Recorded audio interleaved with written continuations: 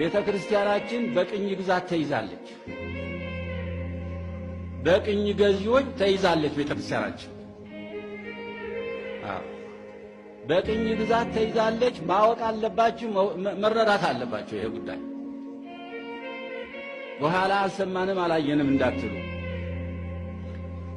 ማነው ቅኝ ገዢው? አንድ ማህበር፣ ሁላችሁም የምታውቁት ማህበር።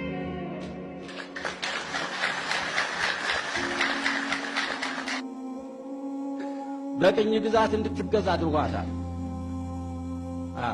ይሄ ከዚህ የባሰ ክፉ ነገር የለም። በእውነቱ ቤተክርስቲያናችን እንግዲህ መቼም ቅዱስ ጳውሎስ ጌታችን ኢየሱስ ክርስቶስ በራእይ ለቅዱስ ጳውሎስ ንግር ወይ ታርብም ነው ያለው። እኔ እናገራለሁ፣ በሥራ ላይ መዋል አለማዋሉ የእናንተ ጉዳይ ነው። እኔ ግን ከራሴ አወርዳለሁ፣ ይሄን ጉዳይ ከራሴ አወርዳለሁ። ይሄን ጉዳይ ይህ ነገር ቤተክርስቲያናችን መብቷ፣ ክብሯ፣ ሀብቷ ሁሉ ተወስደዋል። ብትወዱም ባትወዱም ተወስደዋል። ክብሯ ተነፍጓል። መብቷ ተወስደዋል። ገንዘቧ፣ ንብረቷ ተወስደዋል። ይሄ መመለስ አለበት እና ይሄ ጉዳይ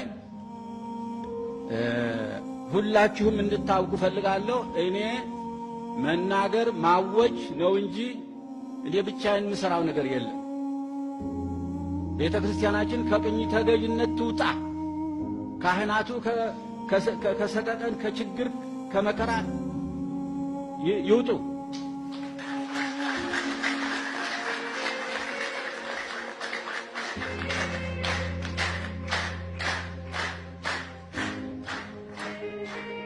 እኔ መልእክቴን ማስተላለፍ አለብኝ። ቤትም ቢሆን መልእክቴን ማስተላለፍ አለብኝ። እኔ እችን ቤተክርስቲያን ለመጠበቅ ነው የተቀመጥኩ ብዬ ነው የማምነው። እችን ቤተክርስቲያን ለመጠበቅ ነው። ሁለት ቤተክርስቲያን የለም።